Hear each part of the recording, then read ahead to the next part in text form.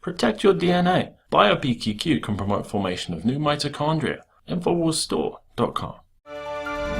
Recently, the United States military accidentally airdropped a pallet of weapons and supplies to ISIS terrorists in Syria. A huge mistake, according to U.S. officials who are claiming that the weapons were intended for Kurdish forces defending the besieged and strategically important Syrian city of Kobani. So far, the U.S. air campaign that's being played up as a heroic gesture by the corporate media, well, it's not really working out too well. ISIS has yet to retreat.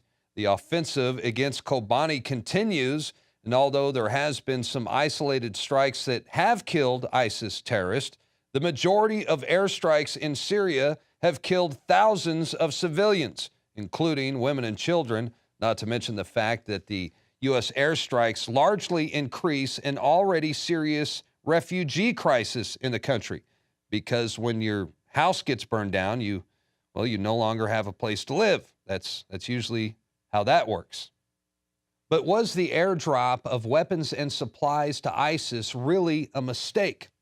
After all, it's always been the ultimate goal of the United States and its allies to put boots on the ground in Syria and to remove al-Assad from power.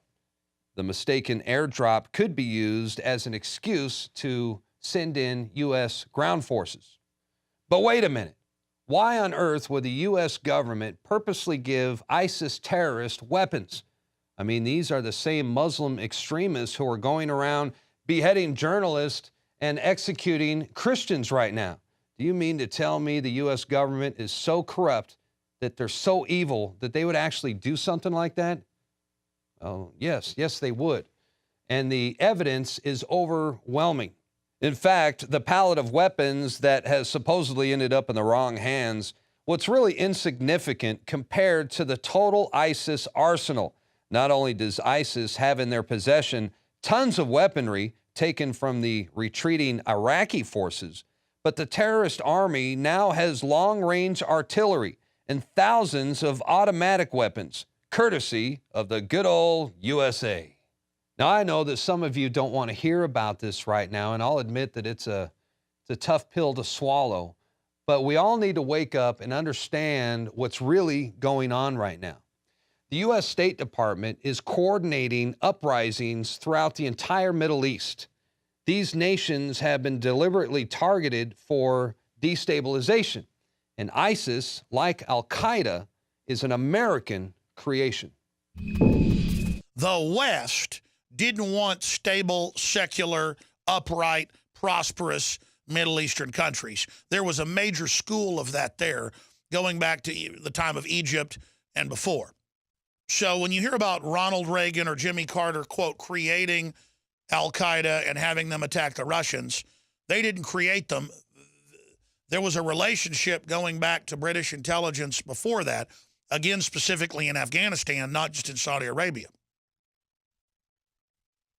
And so when we then see Obama caught with Benghazi, giving 15,000 surface-to-air IMPAD missiles that can shoot down aircraft all day long, and all these other weapons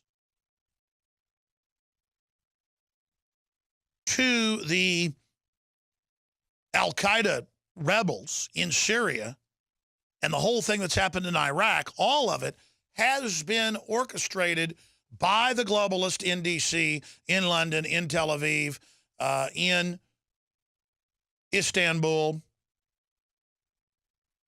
formerly Constantinople.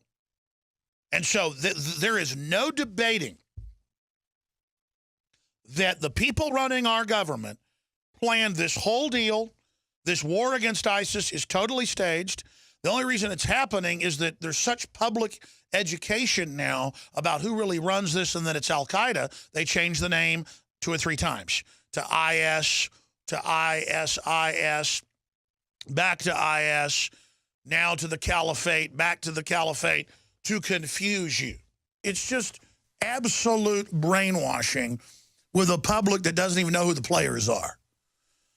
Al-Qaeda in Iraq 4 years ago was allowed to set up bases in the west of Iraq and invade eastern Syria. They started the civil war 4 years ago in Syria. They were given massive funding. They're 65%, according to NATO, of the rebel force. The Council on Foreign Relations last year had the headline, "Why We Need Al-Qaeda." And they said, give them air support to take over the country and we'll remove them later. Bull. That's right. These are clandestine operations orchestrated by the CIA to take over Middle Eastern governments. The United States used Al-Qaeda example to take over Libya. And remember, it was Senator John McCain, when he went into Benghazi, he was there to campaign for financial and military support for the militants who were fighting Muammar Gaddafi. And well, what happened to that money? That money and those weapons, they actually ended up in the hands of Al-Qaeda. We may actually have the photographic evidence of the handshakes that set those deals in motion. Well, yeah, Marcos, pull that up. I want to take a look at that. Here's John McCain standing next to a known Al-Qaeda leader. But I guess when he's standing next to John McCain, they call him a pro-democracy rebel. Yeah, you like that name? That sounds like something George Orwell would have come up with. Marcos, what's his real name? It says his name is Abdel Hakim Belhaj. He's a known Al-Qaeda leader.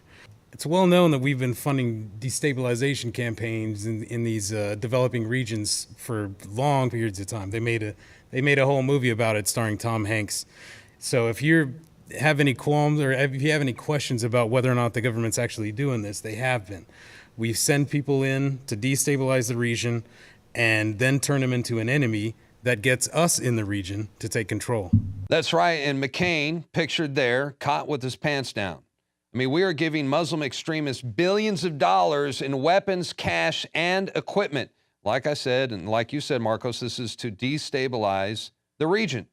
The CIA arms Al-Qaeda. They create ISIS to go in there and butcher Christians, behead journalists, to the point where the American people start demanding that we finally go in there and do something about it. And ISIS wasn't created overnight. The United States has a long history of arming terrorists. And there's always the blowback factor as well. And that usually comes back to bite us in the ass. The people we are fighting today, we funded 20 years ago. Spoken like a true insider. The globalist social engineers are not just targeting us with propaganda. They are manipulating our genetics. We are being targeted at every level by estrogen mimickers that lower our testosterone and other hormones and natural compounds that the body needs. After consulting top doctors, nutritionists, pharmacists, and others, we have developed what I believe is the ultimate non-GMO organic super male vitality formula sourced from powerful organic herbs and then concentrated for maximum potency. Super Male Vitality was developed to activate your body's own natural processes instead of using synthetic chemicals. Super Male Vitality by Infowars Life is so powerful that I only take half the recommended dose. For a limited time, we are offering 15% off Super Male Vitality at InfoWarsLife.com to introduce you to this powerful supplement. Visit InfoWarsLife.com today to secure your Super Male Vitality. InfoWarsLife.com.